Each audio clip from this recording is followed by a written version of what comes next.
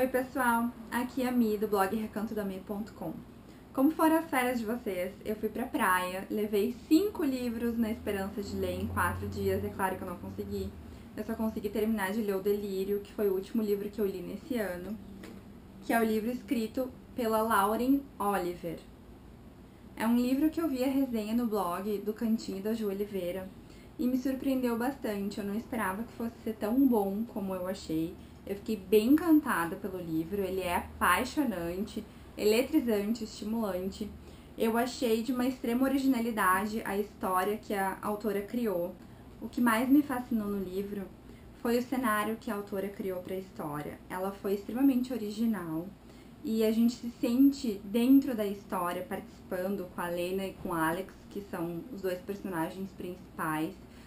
Conta a história de um regime totalitário, que o governo ele simplesmente controla tudo na vida da pessoa. Então é tudo extremamente rígido, tu não tem liberdade pra nada, eles fiscalizam as coisas que tu fazem, eles fiscalizam as tuas ligações telefônicas, tem fronteiras fechadas, tu não pode sair, é tudo extremamente rígido, porque eles têm pânico de uma coisa chamada amor.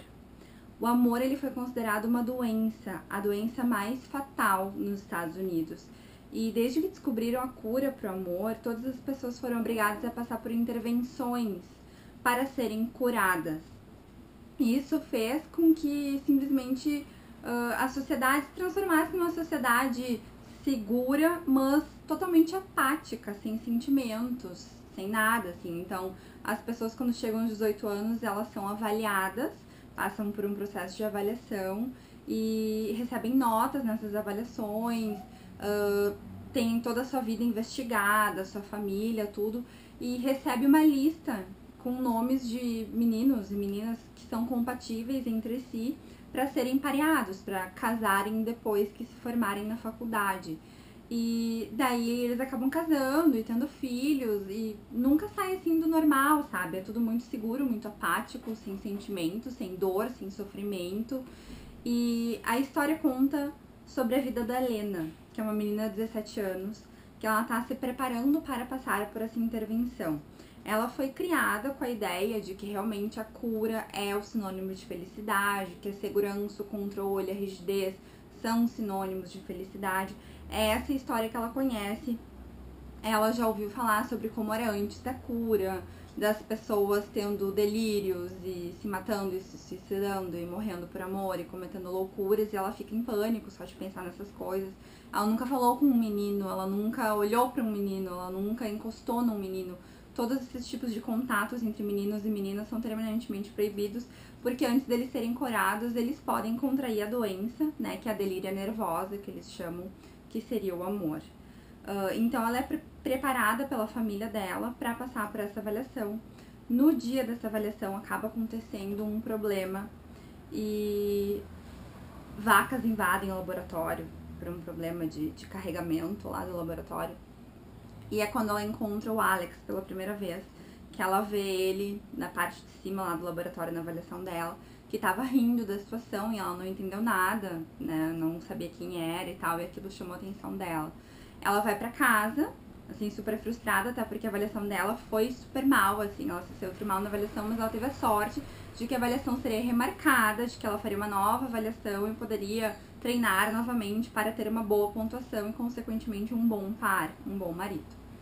Só que nesse meio tempo, ela tem uma amiga chamada Hannah, que é a melhor amiga dela desde, acho, da primeira ou segunda série, e elas têm o hábito de correr, elas sempre correm, e numa dessas corridas elas vão acabar parando no laboratório, e ela conhece definitivamente o Alex, que é um guarda do laboratório, que é o menino que ela encontrou naquele dia da avaliação. E isso acaba virando a vida dela, assim, de pernas pro ar, porque ela acaba se envolvendo com o Alex, eles acabam se aproximando e convivendo dia a dia, e acabam se apaixonando, e é um amor extremamente proibido, acho que muito mais do que foi no Romeu e Julieta, justamente porque isso pode levar eles à morte. Se alguém suspeitar que eles estão, né, apaixonados, de que eles contraíram a doença, eles podem passar prematuramente por uma intervenção que pode causar problemas mentais, pode causar outros tipos de problemas na pessoa, como eles podem ser presos, eles podem ser mortos, então eles correm uma série de riscos. A família, sem saber de nada, acaba correndo riscos também, porque as famílias em que tem pessoas infectadas acabam sendo, no caso, as famílias acabam sendo prejudicadas porque sofrem preconceitos, elas são marcadas por ter um ente familiar infectado. É uma coisa muito séria, assim, pra eles. A própria Lena, ela tem uma história de vida complicada, porque a mãe dela passou 3 vezes pela intervenção e não conseguia ser curada. Então, a mãe dela se recusava a abandonar, né, a memória do marido que morreu, o amor que sentia pelas filhas, e acabou se suicidando. E lá pelas tantas, a Lena acaba descobrindo que as coisas não são do jeito que ela imagina. Existe uma parte fora dos limites rodeados, né, das fronteiras vigiadas, tanto de Portland, que é onde acontece a história, quanto dos Estados Unidos em si, que eles chamam de selva. Esse local, que seria realmente mato, é um local proibido, e criaram N folclores, assim, referentes à selva, pra darem medo, assim, nas pessoas e conseguirem mantê-las no controle. Dizem que muitas pessoas vivem lá, que são os chamados de inválidos. São pessoas que na época da intervenção, da primeira intervenção, conseguiram fugir para a selva porque eles não queriam passar pela intervenção e não queriam ser curados do amor, porque para eles o amor não era uma doença. E existem boatos sobre a selva, existem boatos sobre inválidos, existem boatos de que foram os inválidos que fizeram aquela confusão toda no laboratório no dia da avaliação, da primeira avaliação da Lena, em que liberaram as vacas, etc. E existem muitos folclores sobre isso. O governo mete muito medo na população, porque os inválidos e os simpatizantes, que são teoricamente curados, mas que não foram curados, eles são ditos como rebeldes e como se fossem inimigos do país, né? Tanto é que quando eles são presos, eles ficam numa ala de prisioneiros políticos. E ela acaba descobrindo que, na verdade, o maior inimigo de todos é o próprio governo. Ela acha que o governo faz tudo para a proteção deles e para a felicidade deles. E ela acaba descobrindo que ela vive numa completa mentira, que todos vivem numa completa mentira e que não se dão conta realmente do que está acontecendo por trás. E isso acaba, assim, ó, detonando a vida dela.